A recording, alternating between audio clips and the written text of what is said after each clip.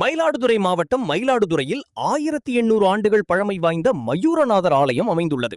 அம்பாள் மயில் வடிவில் பூஜித்த இந்த ஆலயத்தில் ஆனி மாத பௌர்ணமியை முன்னிட்டு மழை மற்றும் காடுகளில் விளையக்கூடிய 108 மூலிகை சாறு கொண்டு சிறப்பு அபிஷேகம் நடைபெற்றது.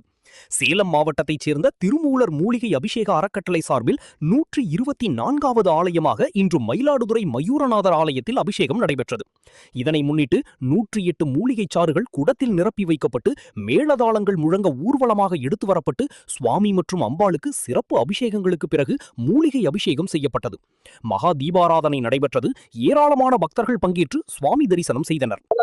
ஆதிசக்தியின் அனுஷ்டத்தினாலும் சிவபெருமானும் அருளாலும் சித்தர்களும் முனிவர்களும் 4000 ஆண்டுகளுக்கு முன்பு செய்யப்பட்ட தெய்வீக இயற்கை மூலிகை அபிஷேகம் திருமூலர் மூலிகை அபிஷேக அறக்கட்டளை சார்பாக ஒவ்வொரு ஆலயமாக இந்த அபிஷேகம் செய்யப்பட்டு வருகிறது.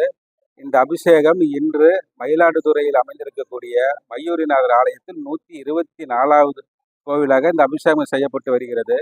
இந்த அபிஷேகம் எதற்கு என்றால், எந்த ஆலயத்தில் இந்த அபிஷேகம் செய்யப்படுகிறதோ அந்த ஆலய இறைவனை தொடர்ந்து ஒரு மனிதன் வழிபட்டு வந்தால் முப்பிணிகளும் தீரும் என்பதற்காகவும், அந்த ஆலயத்திற்கு பெரும் புனிதம் சேர்ப்பதற்காகவும், அந்த ஆலயத்தில் இந்த பகுதியில் இருக்கக்கூடிய மக்களை நோய்கள் இருந்து காக்கப்படுவதற்காக, இந்த 3 நோக்கத்திற்காக தான் இந்த அறக்கட்டளை சார்பாக இந்த அபிஷேகம் சாமி மூலியமாக புனிதப்படுத்துவதற்காக இந்த அபிஷேகம் செய்யப்படுகிறது.